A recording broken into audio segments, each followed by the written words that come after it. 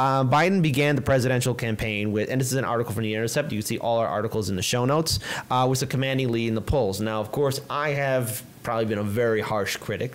Rightfully so. Polling data doesn't mean anything really, especially when the media keeps on constantly boosting it up. So right now, there's a lot of questions about Biden and his ability to fundraise and be an effective fundraiser.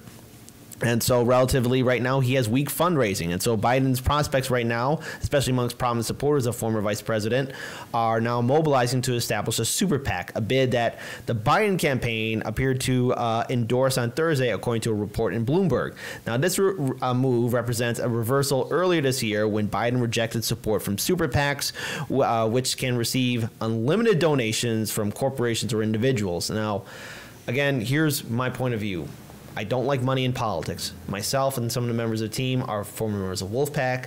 I believe in getting money out of politics so that we actually have a true democracy, because the last thing you want are major corporations or dark money basically buying our politicians, which is the current system that we have.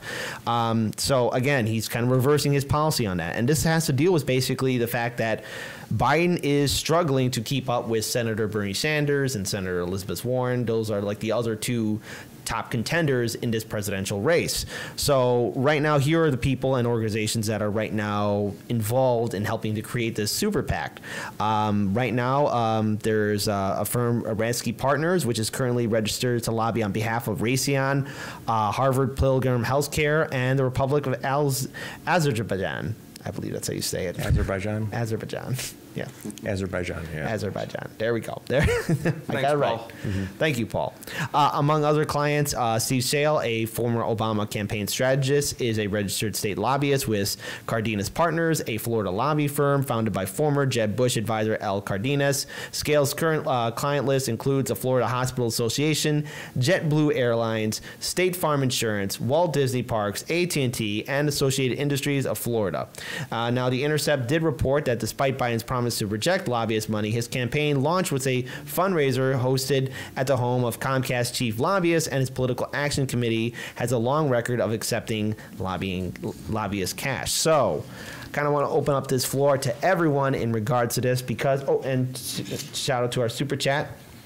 Tulsi met with Scaramucci, Wall Street, hashtag canceled, Robert R. We're going to be talking a little bit about Tulsi probably on Monday. Yeah, probably on Monday about that because there's still a lot more to develop on that story, but we will be talking about that. With that being said, thank you for the super chat. But now I kind of want to open up the floor to the rest of the team in regards to this revelation that Biden is now getting a super PAC surrounding him. So, is Paul? there really any surprise? I mean, Biden is a slimy politician and always has been. Every single time I see him open his mouth, he's just oozing with disingenuous intent. You can tell he's not authentic on any level. We say all the time, one of the classic lines we go to when describing his campaign is he's running a 20th century campaign. He thinks it's still the 90s, and he's wrong. And he's going with this same, we can't have unilateral disarmament. I have to have the money. And so he's going to take every backhanded way he can to get money into his campaign. And if that means taking money from super PACs, he'll do it. You know, and notwithstanding the fact that everyone knows it got wide enough public coverage a few years ago. I mean, a lot of credit to Stephen Colbert and to of The Daily Show, Jon Stewart, yeah. For really raising public awareness around super PACs, and everyone knows that super PACs can accept unlimited money from essentially any source, including major multinational companies and foreign dignitaries or foreign diplomats. It could donate to a super PAC. It's completely hidden.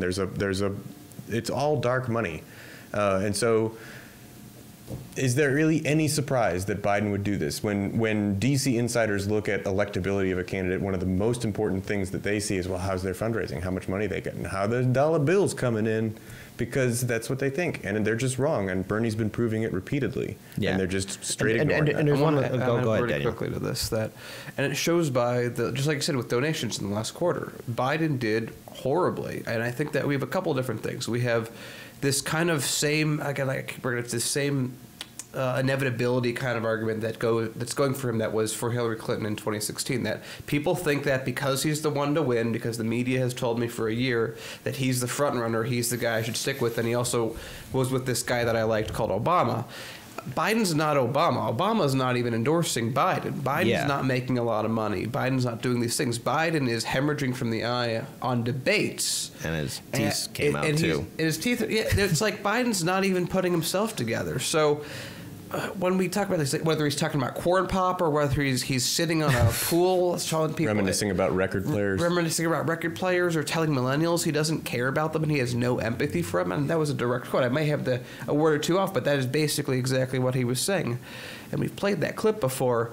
Like Paul's point, is anyone shocked that Biden is pulling in money from this area? And this is what I've always said about candidates: if you aren't that into politics and you don't basically live your life about it like we do, there's really two things you can know about any politician, and you'll know everything you need to know about them. Who do they hang out with, and where do they get their money? If they get their money from businesses, is it a surprise that they will do as businesses ask? Even if it's even if it's 25% from PACs, even if it's 40% from PACs, those PACs that a group that gives $50,000 has a much easier time calling in a favor than someone who gives in 20. Right. And so, yeah. And so there's something in here that I want to read, and I urge our viewers, subscribers to check out our articles, especially our sources when we cover them on our shows. All in the description. Yeah, all in the description box below. This is something that's going to haunt Biden because, again, his campaign made a promise they're not going to take any super PAC money, but now they're reversing on it, and that's a problem. It's a big problem. Biden, when it came down to money in politics, is the last paragraph.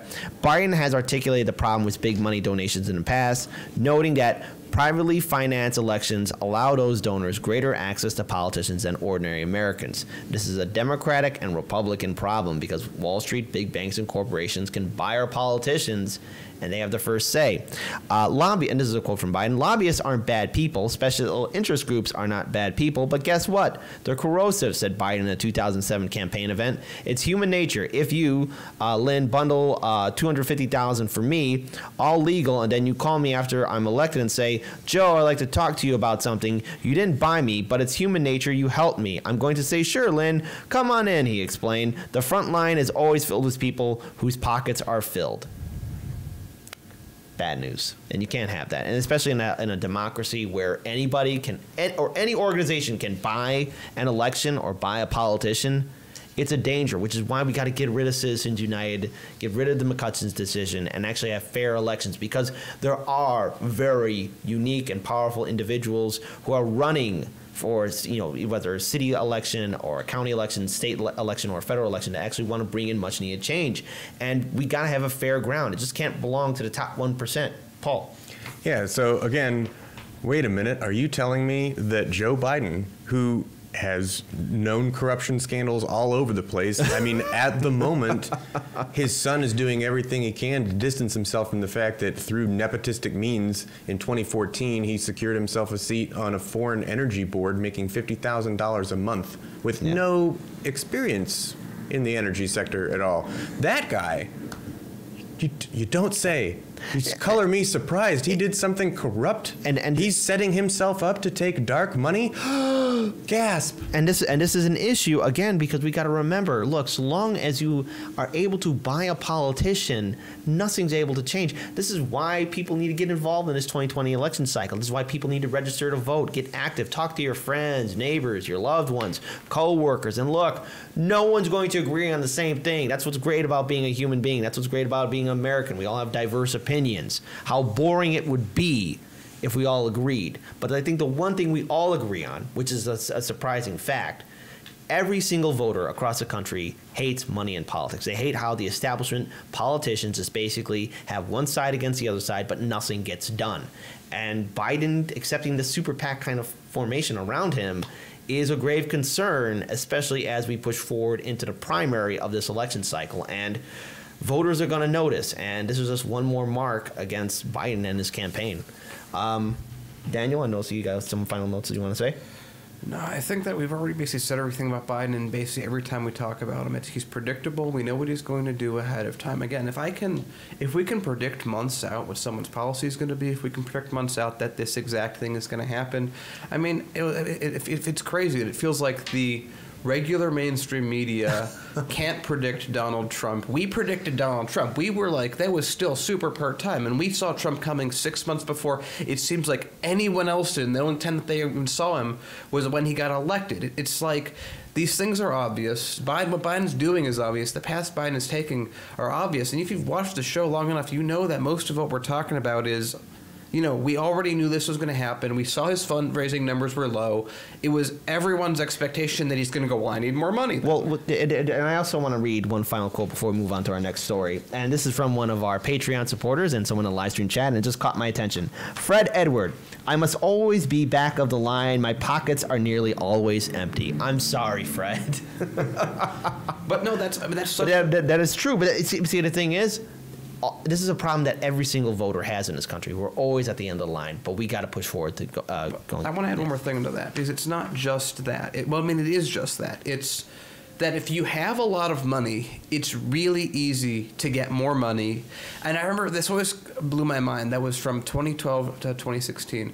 That the top 100 businesses that donated through lobbyists to Money in Politics got 1,000 to 1 return on their investment. 1,000 to 1. That's amazing. I mean, that for any business, what a wonderful return on investment. I can't think of much that would do that. But they needed the upfront cost of a few $1 million over time, hiring people, building that connection. And if you're just like Joe the plumber, who actually turned out, I remember from last election, to not be Joe the... Anyway, getting ahead of myself. It's just like Fred Edwards said, if you don't have that upfront money backing a multi-billion-dollar corporation, you're shit out of luck. Yeah. You don't have money to give, so you're out of the debate, which means you then lose money. And since you are now no longer designing the menu like the lobbyists are, you are now on the menu, which means money is taken from you, which makes it harder for you in the future to get that money back. Get money out of politics.